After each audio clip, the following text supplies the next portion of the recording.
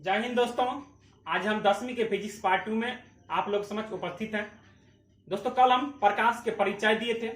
प्रकाश क्या होता है, प्रकाश कितने प्रकार के होते हैं, अब सारी क्या होता है, तारी क्या होता है, आज इससे हम आगे चलते हैं। दोस्तों प्रकाश जिस वे से गमन कर, जिस रास्ते से गमन करता है उसे हम किरण कहते हैं। अर्थात हमारे मैट्रिक के एग्जाम में पूछे जाते हैं किरण किसे कहते हैं।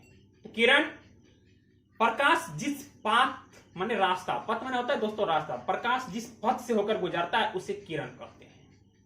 दोस्तों यहां पे हम लिख भी दिए हैं परिभाषा, किरण रे, प्रकाश जिस पथ से गुजरती है उसे किरण कहते हैं। दोस्तों पथ मीन्स होता है रास्ता, यहां पथ का मतलब होता है रास्ता, अर्थात प्रकाश जिस पथ से होकर गुजरता है उसे हम किरण कहते हैं। दोस्तों प्रकाश हमेशा सीधी दिशा में गमन करती है, अर्थात सीधी दिशा में जाती है।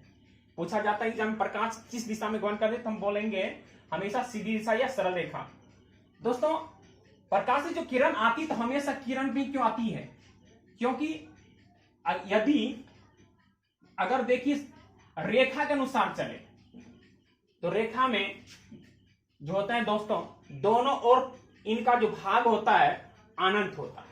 रेखा खंड में निश्चित बिंदु होता है, अनिश्चित नहीं होता है, लेकिन किरण में एक निश्चित बिंदु और दूसरा अनिश्चित बिंदु होने के कारण, क्योंकि जब आप जानते हैं जब सूर्य के प्रकाश से जो किरण आती है तो इनका जब सूर्य के प्रकाश से यहाँ आती है तो यहाँ पे एक अनिश्चित, यहाँ अनिश्चित बिंदु और यहाँ से आता है, जहां जिस बिंदु से आता है उसे हम, जिस बिंदु से किरण आती है उसे अनिश्चित बिंदु कहेंगे, लेकिन जब किरण आती है तो इनका दूरियां अनिश्चित होता है। आगे बढ़ते हैं हम किरण पुंज। अब देख दोस्तों किरण पुंज क्या होता है।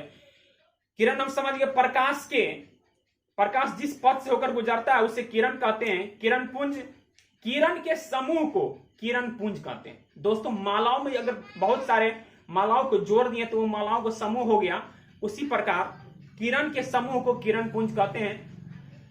दोस्तों यहां मैंने परिभाषा लिख दिया किरण पुंज बीम, प्रकाश की किरण के समूह को किरण पुंज कहते हैं। बहुत सारे प्रकाश के किरण एक साथ हो जाएगा तो वह इनका एक समूह हो जाता है।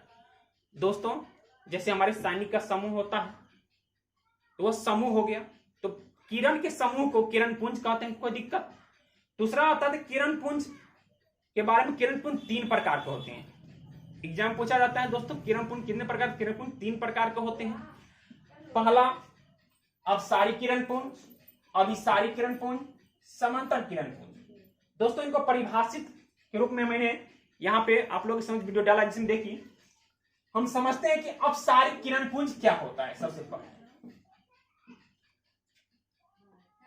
दोस्तों अपसारी किरण पुंज होता है क्या, इसमें एक बिंदु होता है, जैसे अभी बल्ब जल रहा है, बल्ब से क्या होता है एक बिंदु से प्रकाश की किरण निकलकर आगे की ओर फैलते चली जाती है, आगे की ओर फैलते चली जाती है, यह होता है अपसारी किरण पुंज। दोस्तों इनका परिभाषा कहेंगे, जब प्रकाश की किरण एक बिंदु से निकलकर फैलते चली जाएगी तो उसे अपसारी किरण पुंज कहते हैं। कोई दिक्कत, जब एक बिंदु स्रोत से प्रकाश की किरण निकलकर फैलते चली जाएगी तो उसे हम दोस्तों कहेंगे अपसारी किरण पुंज।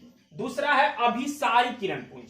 अभिसारी किरण पुंज का ये समझते हैं दोस्तों, अभिसारी किरण पुंज जो होता है वह अनंत से आकर के एक बिंदु पर आकर के मिलता हुआ प्रतीत होता है। दोस्तों अनंत से आता है और एक बिंदु पर मिलता है, उसे हम क्या कहेंगे अभिसारी किरण पुंज। अभिसारी किरण पुंज, जब प्रकाश की किरण एक बिंदु पर आकर मिलती है तो उसे अभिसारी किरण पुंज कहते हैं। जब दोस्तों अनंत से आती है प्रकाश, जब एक बिंदु पर मिलता है तो उसे हम अभिसारी किरण पुंज कहते हैं। तीसरा है समांतर किरण पुंज। समांतर किरण पुंज क्या होता है दोस्तों, जब प्रकाश की किरण एक दूसरे के समांतर जाता है, एक दूसरे के बराबर जाता है तो उसे समांतर किरण पुंज कहते हैं। जैसे रेल का पटरी आप लोग देखे होंगे, रेल का पटरी हमारे समांतर किरण पुंज के रूप में कार्य करता है। तो जब प्रकाश के किरण एक दूसरे के समांतर होती है तो उसे समांतर किरण पुंज कहते हैं। दोस्तों जब समांतर होता है तो इस प्रकार किरण आगे की ओर बढ़ता है और ये समांतर होता है, इसे ही समांतर किरण पुंज कहते हैं। दोस्तों अब हम इसके आगे हम चर्चा करेंगे प्रकाश किस किस माध्यम से होकर गुजरता है। अर्थात दोस्तों इससे पहले हम समझते हैं कि अर्थात पारदर्शी होता है एक माध्यम, पारभासी होता है, अपारदर्शी होता है, ये सब माध्यम होता है प्रकाश का गुजरने का। ठीक है दोस्तों, तो इसके बारे में कुछ आप बतिया लेते हैं, कल हम इनका परिभाषा डालेंगे। तो दोस्तों अब अभिसारी और समांतर किरण पुंज के बारे में हम समझ गए। अब आगे हम चलते हैं अपारदर्शी। दोस्तों एक इनके बाद आएगा अपारदर्शी। अपारदर्शी होता क्या है? नाम से ही स्पष्ट है, अपारदर्शी जिस वस्तु से होकर प्रकाश एक ओर से दूसरी ओर नहीं जाएगी उसे अपारदर्शी कहेंगे। दोस्तों यदि इस पर हम लाइट जलाएंगे तो एक ओर से दूसरे में जाएगा, था हमें कहने का मतलब यह हुआ अगर दीवार पे जलाएंगे तो दीवार के दूसरे से ओर प्रकाश नहीं जाएगी, किरण नहीं पहुंच पाएगी, तो हमारा अपारदर्शी हुआ।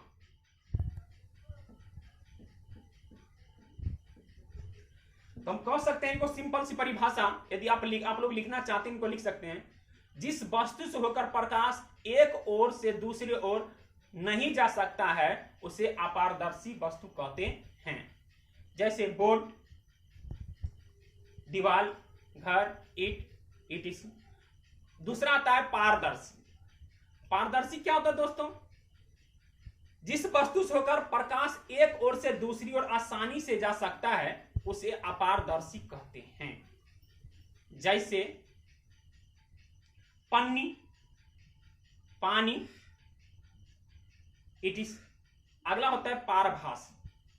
जिस वस्तु से होकर प्रकाश के अंगत भाग, अंगत मान होता है बहुत छोटा, बहुत थोड़ा थोड़ा भाग, एक ओर से दूसरी ओर अंगत भाग जाता है, बहुत कम भाग जाता है, उसे ही हम पारभासी कहते हैं।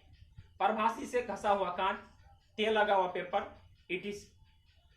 इस प्रकार के वीडियो देखने के लिए हमारे साथ बने रहें। जय हिंद।